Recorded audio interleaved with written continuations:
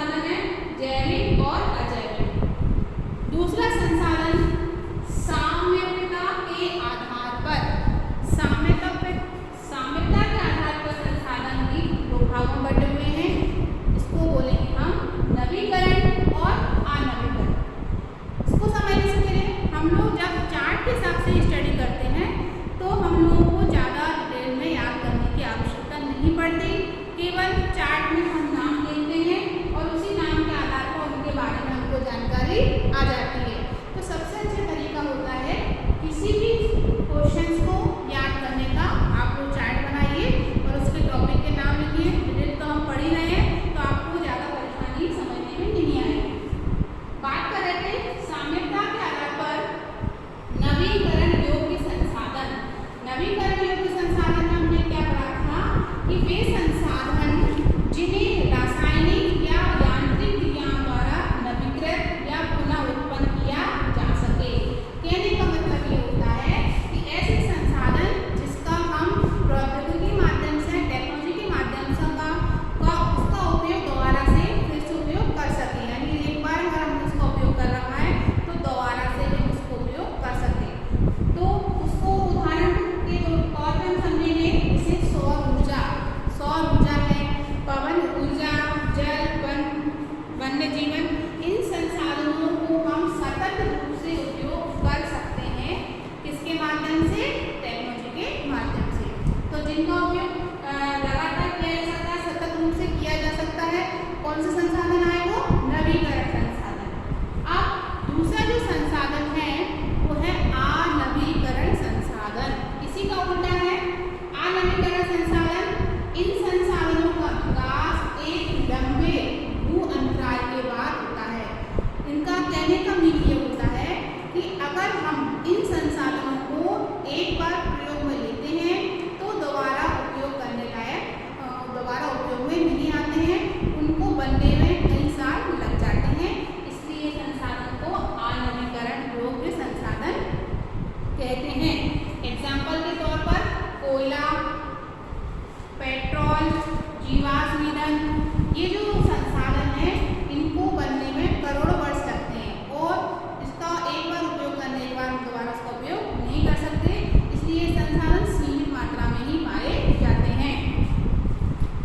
दोनों प्रकार हो गए, समझ में भी आ रहा होगा, उत्पत्ति के आधार पर और साम्यता के आधार पर। अब जो तीसरा संसाधन है वो है स्वामित्व के आधार पर संसाधन। स्वामित्व के आधार पर संसाधन को हमने 3 भागों में बांटा गया है। 4 भागों में बांटा गया है स्वामित्व के आधार पर। पहला व्यक्तिगत संसाधन, जो किसी व्यक्ति के रहते हैं, जो खरीदता है वही इस वस्तु का उपयोग करता है, वो होता है निजी तौर पर संसाधन या व्यक्तिगत संसाधन। दूसरा संसाधन है सामुदायिक संसाधन। ऐसे संसाधन जिनका उपयोग व्यक्ति वर्ग, समाज वर्ग उपयोग कर सके। एग्जाम्पल पार्क, खेल का मैदान, चारण भूमि, शमशान घाट, है ना, ये सारी चीज जो भी होते हैं सामुदायिक यानी समूह के रूप में लोगों द्वारा उसका उपयोग किया जाता है। राष्ट्रीय संसाधन, ऐसे संसाधन जो केवल राष्ट्र के होते हैं और राष्ट्रीय संसाधन को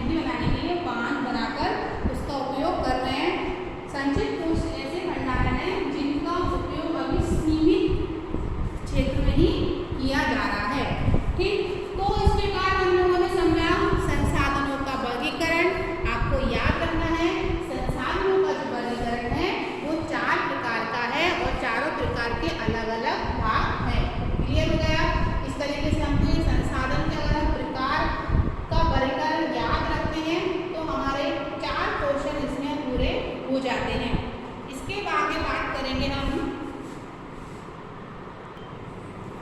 अब हम समझेंगे सतत पोषणीय विकास। ये क्या होता है? सतत पोषणीय विकास। इसका अर्थ होता है लगातार विकास करना बिना किसी को नुकसान पहुंचाए। इसको हम विस्तार से समझते हैं कि संसाधनों द्वारा इस तरह से सतत पोषणीय विकास एक आर्थिक विकास का अर्थ ये है कि हम लोग डेवलपमेंट हो, विकास तो हो, लेकिन बिना किसी नुकसान पहुंचाए। यानी हम संसाधनों का विकास इस तरीके से करें कि पर्यावरण को बिना नुकसान पहुंचाए हम आर्थिक उन्नति प्राप्त कर सकें। ऐसे संसाधन जो कि सीमित मात्रा में है और उन संसाधनों को हम सीमित मात्रा में उपयोग करके पर्यावरण को सुरक्षित रखते हुए भविष्य के लिए बचा कर रखें, तो उसी को बोलते हैं हम सतत पोषणीय विकास। अर्थात बिना पर्यावरण को नुकसान पहुंचाए देश की आर्थिक विकास करना।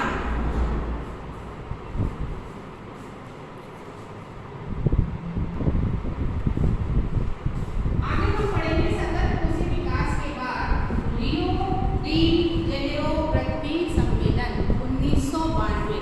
ये इस चैप्टर का महत्वपूर्ण भाग है जो आपसे क्वेश्चन पूछा जा सकता है।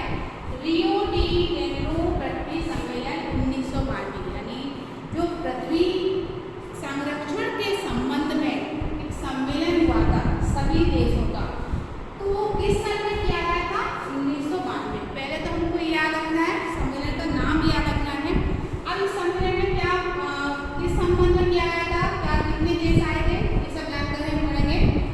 जून 1992 में ये जो सम्मेलन हुआ था जून 1992 में किया गया, ठीक है। इसमें 100 से भी अधिक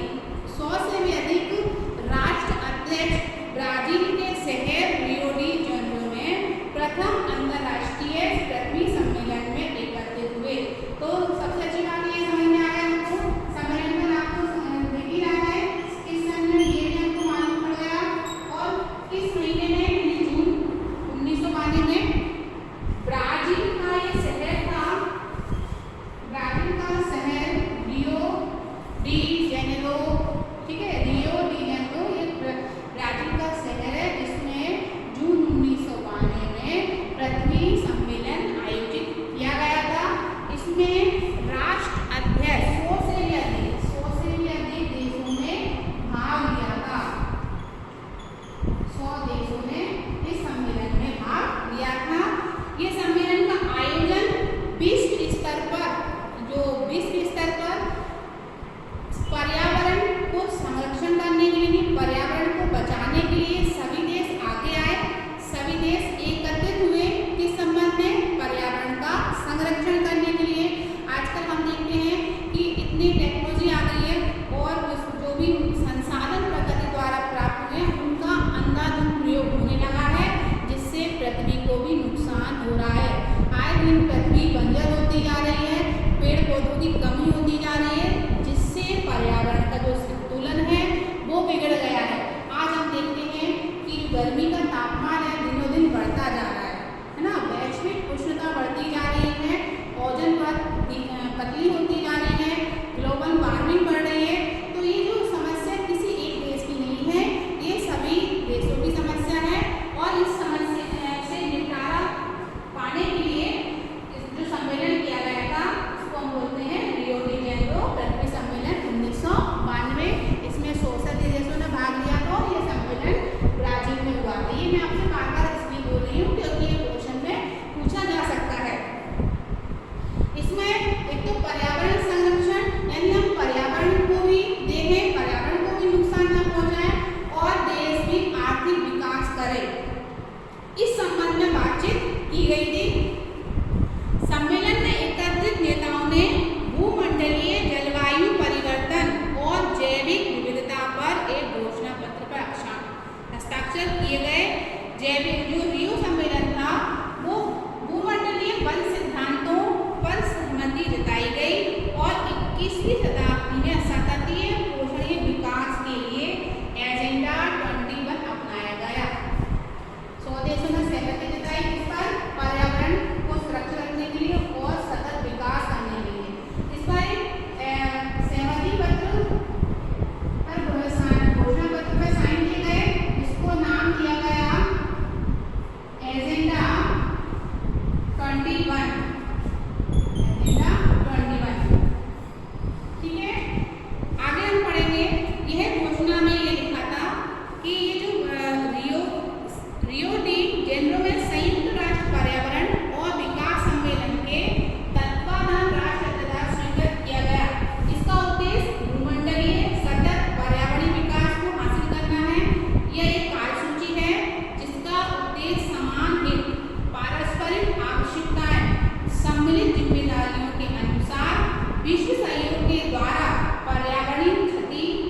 गरीबी और रोगों से निपटना है। कुल मिला के हम इसको समझें तो ये जो सम्मेलन हुआ था, सबसे पहले तो क्या था, पर्यावरण को नुकसान से बचाना, पर्यावरण संरक्षण, ठीक है। साथ में था आर्थिक विकास को भी उन्होंने लिया, आर्थिक विकास और परस्पर सहयोग, एक देश दूसरे देश का सहयोग करे, परस्पर सहयोग के द्वारा किन चीजों को मिटाना है, गरीबी को, ठीक है। पहली चीज गरीबी, दूसरा है क्षति यानी पर्यावरण को नुकसान यानी प्राकृतिक संसाधन की क्षति को रोकना, प्रकृति के संरक्षण, प्रकृति का संरक्षण, गरीबी, प्रकृति का संरक्षण और रोगों से निपटना, इन तीनों चीजों को